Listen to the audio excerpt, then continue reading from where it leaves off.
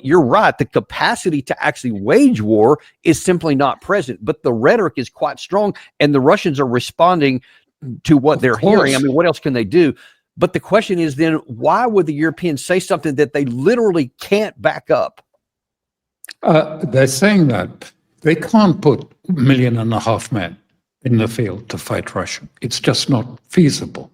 But what they can do, and what I think is the intent behind this, is they would like to have another Pearl Harbor, an event that brings America reluctantly into a war with Russia at this time, and not with Germany. But it's Churchill, Roosevelt, and the attempt to pull it in. So what they're looking at is not a big war, but a war that is, if you like, in the Baltic. You know, there's a very narrow channel there down the Baltic Sea, and there's an Estonian rock in the middle of it to make life difficult. So you fly an aircraft near it or a ship near it, and then they say, oh, you know, drones and cut cables, and you could see that it could, they're looking for a Pearl Harbor to pull America into a big war, because there's no capability to do it. And then the question that the Russians have to ask themselves, what is the right level of deterrence to stop this happening? Because they're in a very difficult situation. And you can understand, well, you know, do you have to go to maximum deterrence? Do you start talking nuclear weapons straight off? Or do you find a sort of escalatory ladder for your deterrence? And you know, I was talking to the Iranians earlier because the previous foreign minister, Abdullahian, who was killed in that helicopter, shall we call it, accident that took place a little while ago, and he always said, you know, the line between diplomacy and deterrence is a very fine line, and you have to balance it and get it exactly right. You do too much deterrence, and you might incite your adversaries to respond themselves by escalating their military operations. Too much diplomacy, too much openness to diplomacy, and what happens? It's seen as weakness, and your adversary might respond by escalating in that case. So you have to find this difficult line between the two elements. And this is if I could just say, I might add a third one to that in the current environment, and that's stupidity. Because if you're not talking smart on deterrence or on diplomacy, and you're talking nonsense where you literally don't have the capacity to back up, you may invite attack just because they see that your mouth is bigger than your wallet is, and you actually can't make good on those. And that's the part that really troubles me. That and now let me just add one other thing there. You mentioned that Europe may be thinking they're looking for a Pearl Harbor type thing to draw the United States in.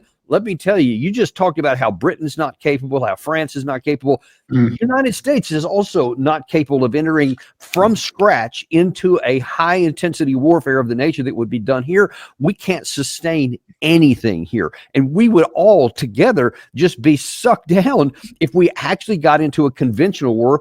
And that's praised, hopefully, to God that it would never escalate into a nuclear, which is all too possible. But even if it stayed conventional, I argue that we would probably get our butt handed to us, especially initially. What do you think?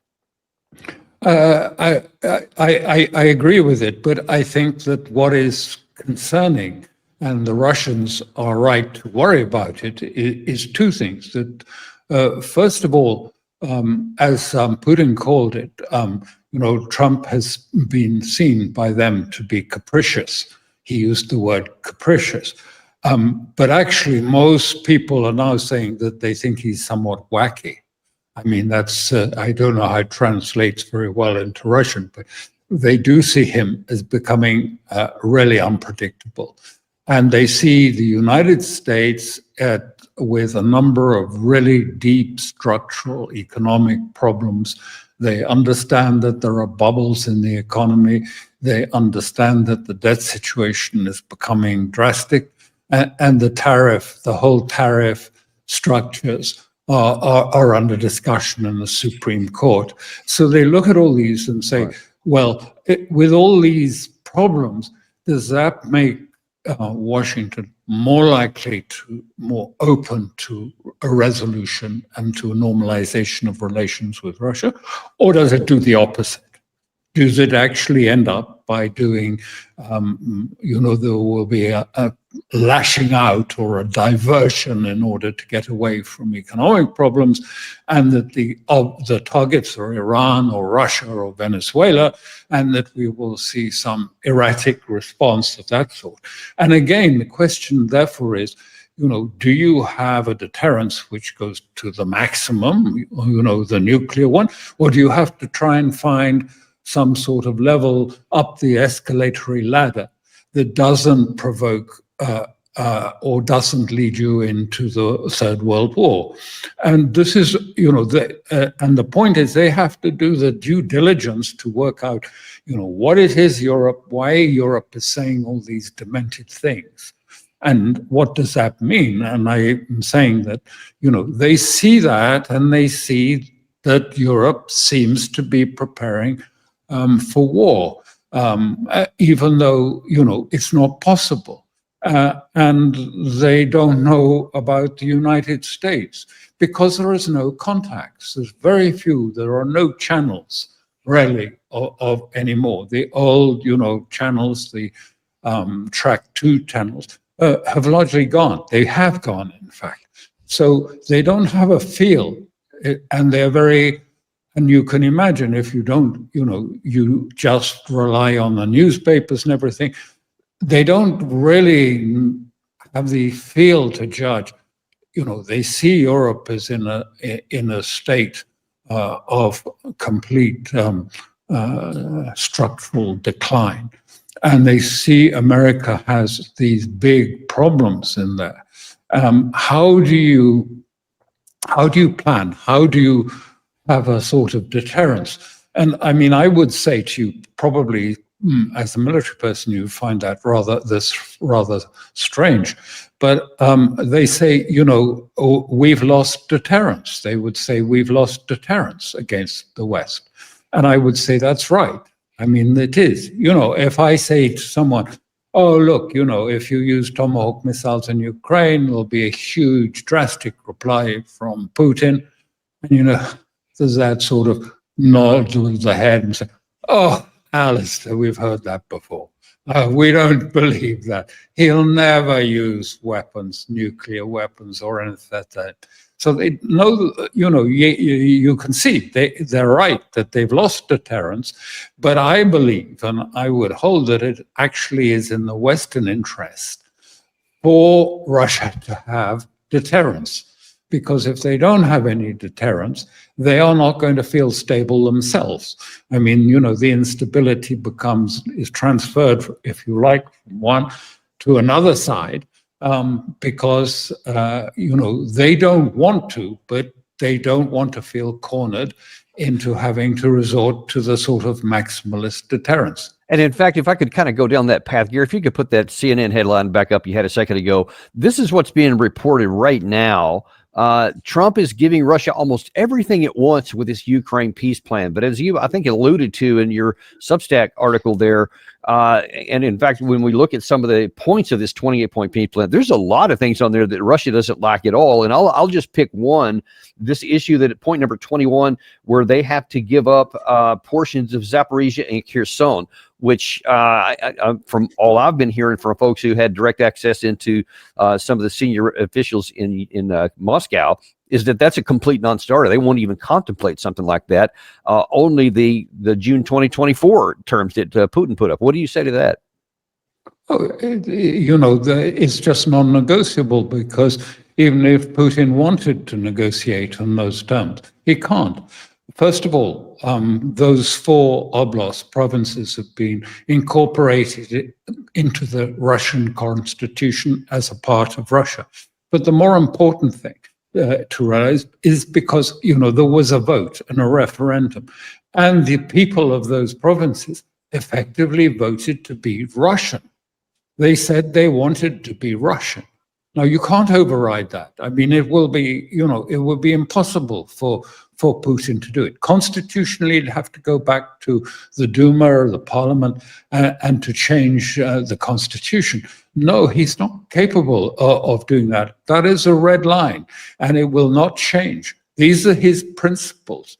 And in that 28 points, which I think you may have read or glanced through, did you see anything about the main point that he makes, which is the root causes of this war, which is the question of the extension of NATO from Germany, the borders of Germany, further and further and further, if you like, encompassing. There needs to be some sort of agreement that establishes, if you like, boundaries. You may not agree on everything, you may not dislike Russia or dislike its government or something, but what he is wanting is some boundaries that people understand, within your boundaries, that's fine. Cross your boundaries, and then everything happens. You've got to have some sort, and this is what I'm talking about really with deterrence, boundaries. And we saw this very clearly in the sense where my wife, who speaks Arabic, when you go to Sicily, where there are lots of Arab communities there and communities from the Middle East, many of whom she knows quite well. And she says, but how come there's no violence? How come it's relatively safe and peaceful here? And they said very simply, look, we know the boundaries. We understand exactly. Within the boundaries, we're pretty free to do what we want. Cross the boundaries and you're finished. And so something of that, and that's what I mean by deterrence. I don't mean, you have to go to Armageddon, but you have to find a way of sort of setting the boundaries. And I think, this is in our interest as a Westerner, that Russia should be able to have to try and find some deterrence or boundaries with the United States. Now, these 28 points withdraws all that. There's no sense of this. And what's more, what is also, Russia is being treated like Estonia. Sorry to say it. I mean, it's at the discretion of Mr. Trump.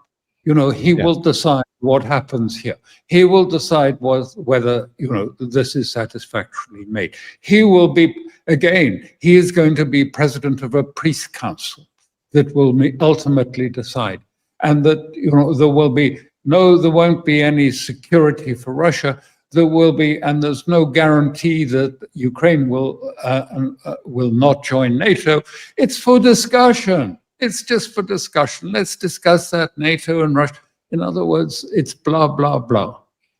Well, now let me go down an additional problem. I mean, obviously, there's a lot of difficulties with the 28 points with Russia itself. And as it turns out, they're not Estonia. So they have some power to decide yes or no on some of these things. But as it turns out, Trump also was going to have some difficulty on both the Ukraine and European side as well. And that headline was kind of one example of it, where they're claiming that you're giving away the farm, even though the Russians feel like you're not even coming close. But Trump's being accused in the opposite direction of giving everything away to Russia, etc.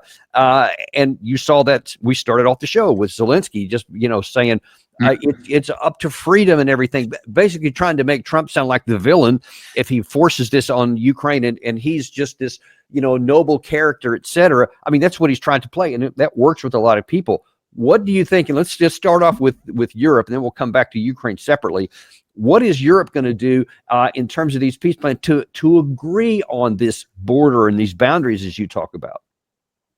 Well, first of all, I would say, and I've been, engaged in negotiations with groups that are on the terrorist list and also called extremist groups for all my career. And so I've done these negotiations with Iran, with Hezbollah, with other people, other groups on this. And looking at the situation between Ukraine and the United States and Russia, I don't see any prospect for an agreement within the present paradigm. The paradigm changes, well, maybe then there will be different. But I don't see the possibility of a negotiated outcome on the paradigm as it stands at all. Now, Europe is a complete block on the whole process. I mean, their aim is to undermine it because they want the war to continue. They want the war to continue. They want a ceasefire, not a solution. They want a ceasefire in Ukraine so that they can go back in, rearm, retrain. They say this explicitly. It's not my presumption. They want to retrain the Ukrainians, and they want to continue the war with Russia because our elites in Europe are desperate.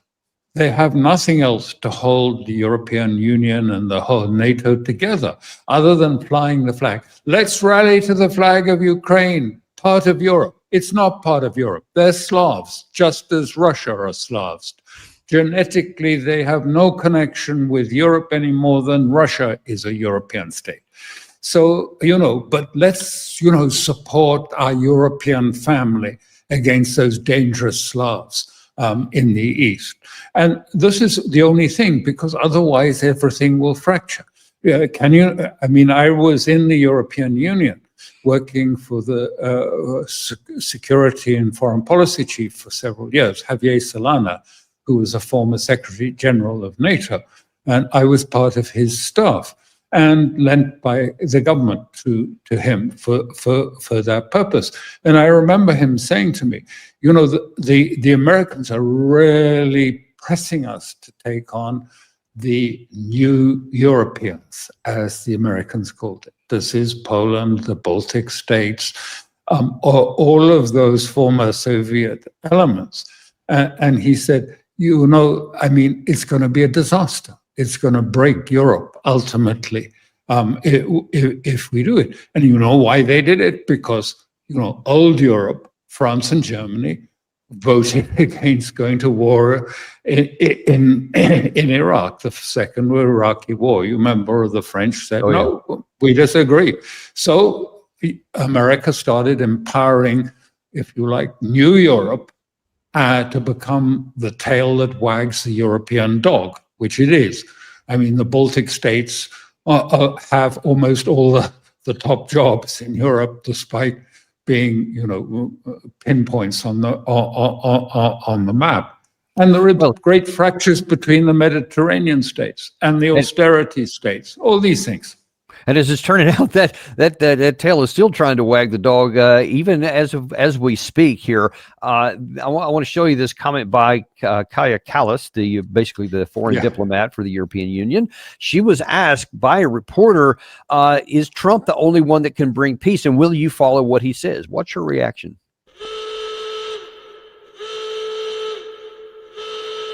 Of course, for any plan to work, it needs Ukrainians and Europeans on board. So this is very clear. Also, we have to understand that in this war, there is one aggressor and one victim. So we haven't heard of any concessions on the Russian side. If Russia really wanted peace, it could have, agreed to unconditional ceasefire already some time ago.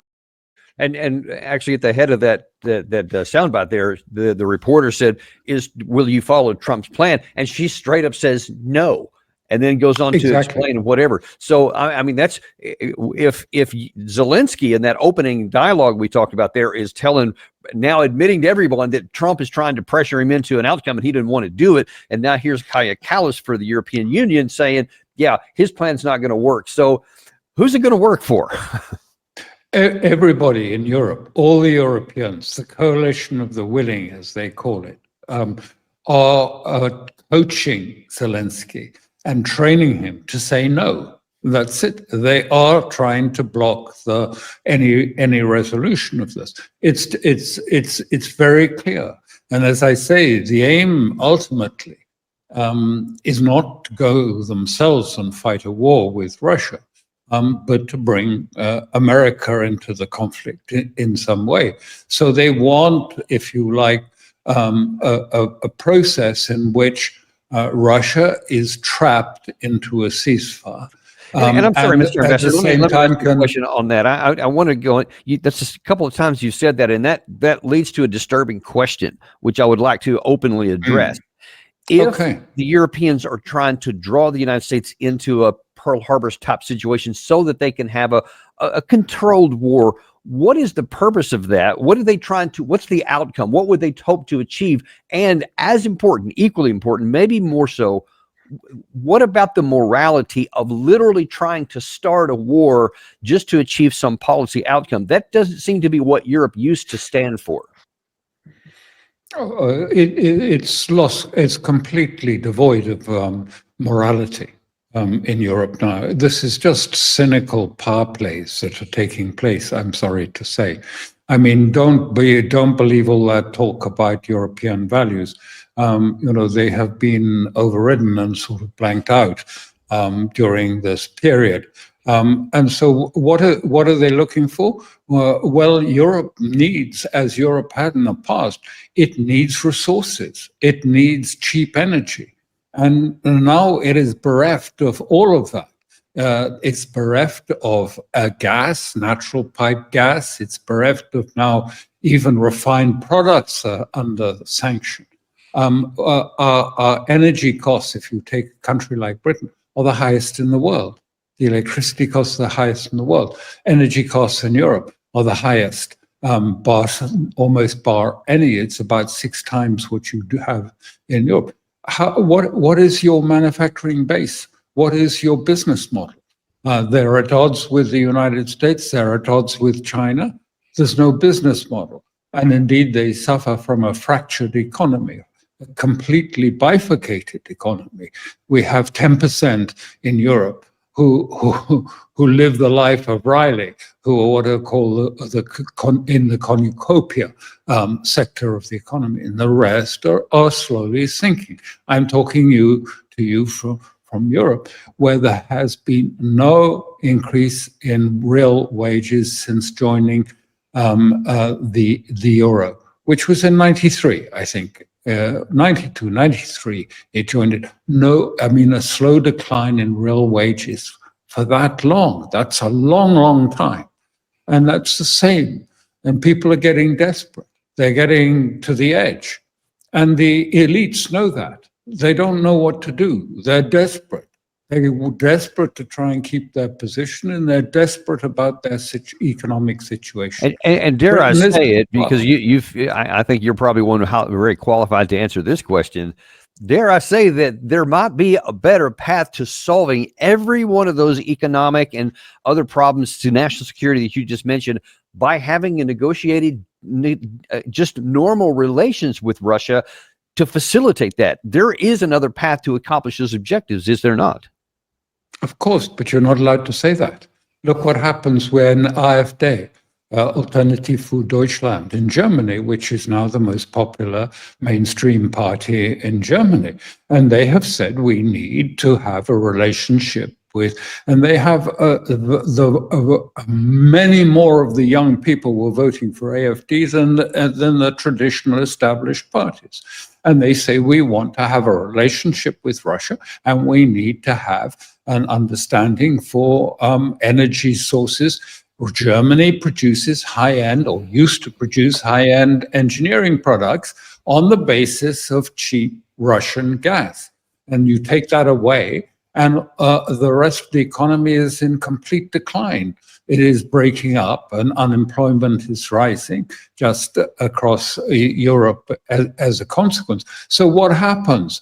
They had an election recently in Germany, it wasn't a national election, a regional election in the area, and suddenly all of the AfD candidates were eliminated or died suddenly, 7 of them. And the election was a collapse.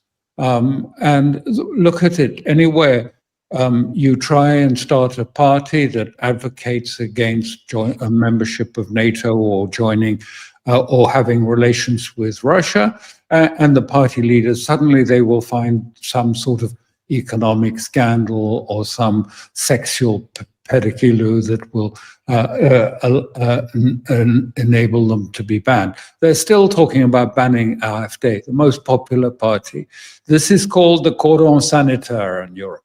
Since the war, the center parties have refused to allow what they call the far left or the far right, and the far right is not far right, and the far left is not far left. It is just these two. So it's just the center. And what Europe has done is to demolish all the bridges to the future.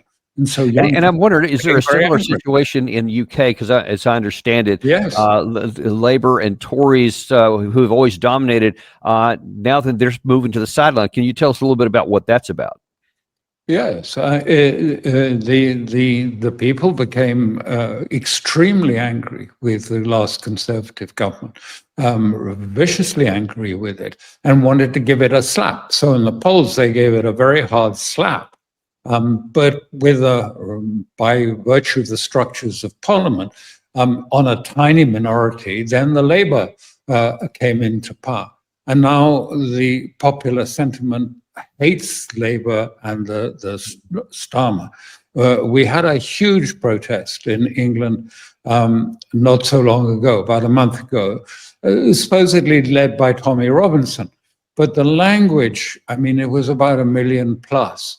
Angry, I mean, really ugly language against the elites, the leadership, Starmer particularly, vicious, violent language against the elites, the oligarchs, the rich establishment, by people, and and they want a stop to immigration. They want immigrants to leave the country.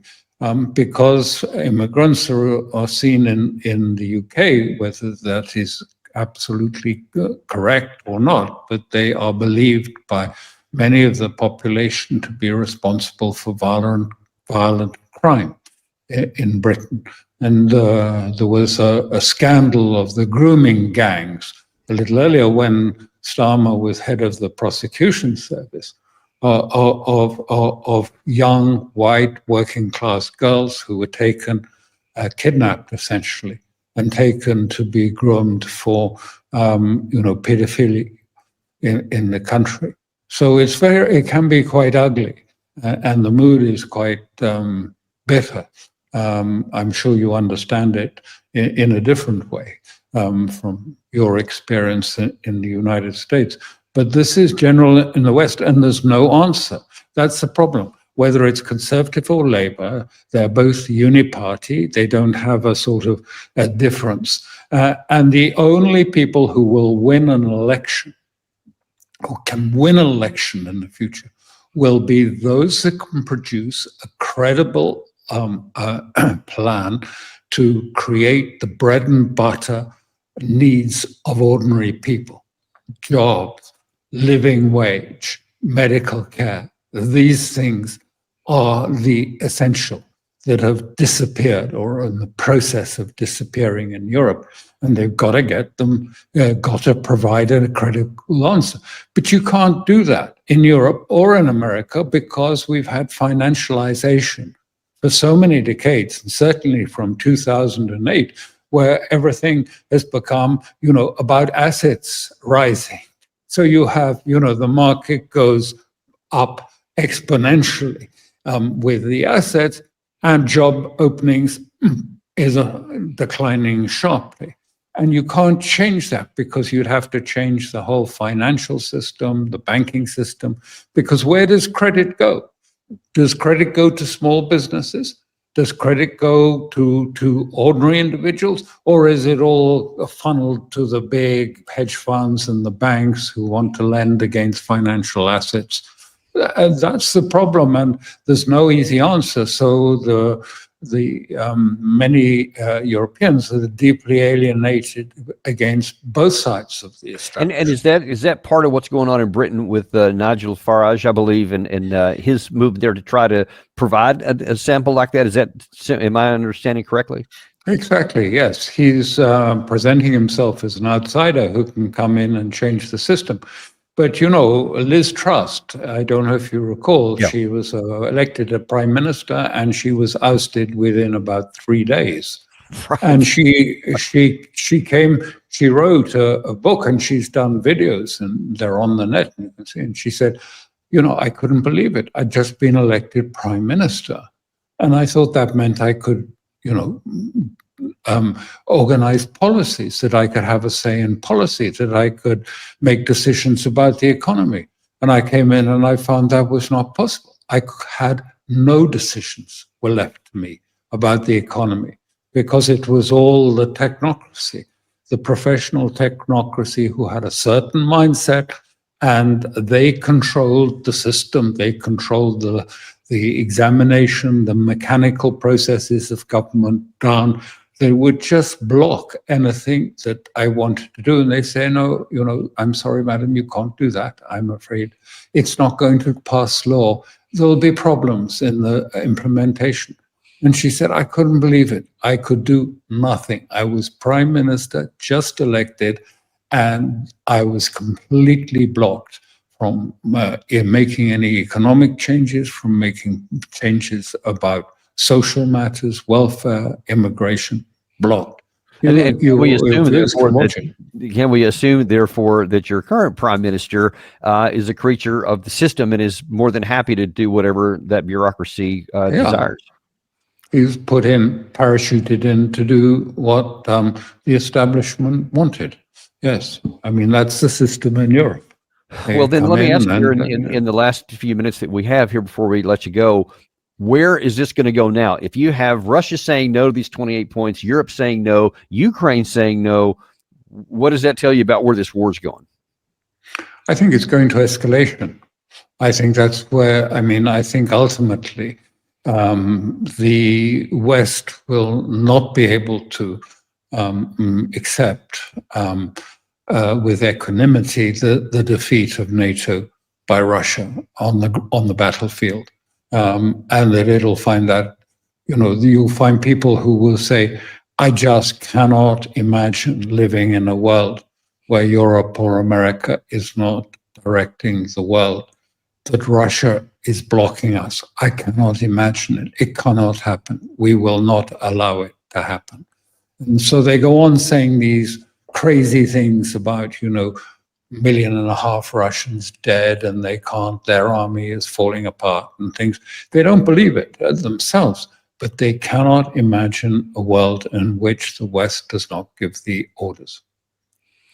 Well, that's I think a pretty accurate assessment, but that it's based on the facts. The evidence lines up with what you're saying, and the words that are being said by the Europeans, by the Ukrainians, don't line up to reality. And at some point, these aspirations aside, they're going to lay the foundation. You tell me if you think I'm wrong, to where it's going to force Russia that the only choice they have is military outright conquest, and that's the only way they're going to get any kind of security. Do you see it differently? No, that's exactly what Putin said in your little piece that you put up earlier. He always says these things in a very measured and clean way. But he said, our people require and need us to complete the special military operation in its entirety. That means denazification, neutralization of Ukraine, and then to have a political process from that position. And, as a former negotiator, I recognize it sometimes when there is just too great an oppositional process. There has to be a trial of strength. And when the trial of strength has happened, then possibly you can negotiate your boundaries and your solution, to go in and get some sort of solution from it. Well, listen, Mr. Ambassador, I cannot tell you how grateful we are to the incredible clarity and history and experience that you have, and showing us exactly what we're really facing here. One of the things that is so important about having a show like this and having these kinds of words out there is that it is on record. And when things happen the way that the evidence and the elements show that is likely to happen, when it rolls out that way, then these people can't later on claim that, oh, we didn't ever see it coming, because we did. And you pointed out in time to we could, even now, with all the disasters that we've done for the last nearly 4 years now, even at this point, it's still possible to avoid the worst outcomes for the people of Ukraine and for European security. But it doesn't look to me like we're going to take it. Sadly so. Well, but in any case, we're going to continue to talk about the truth because we're unintimidated, and we're just not going to be stopping because people deserve to know the truth, and you've really showed it to us today. We recommend it. People go to your Substack there. Boy, you probably can't get enough of Ambassador Crooke here just on this one show here. So by all means, go and read his stuff there, as we do as well, to really understand what's happening. So thank you very much. Thank you.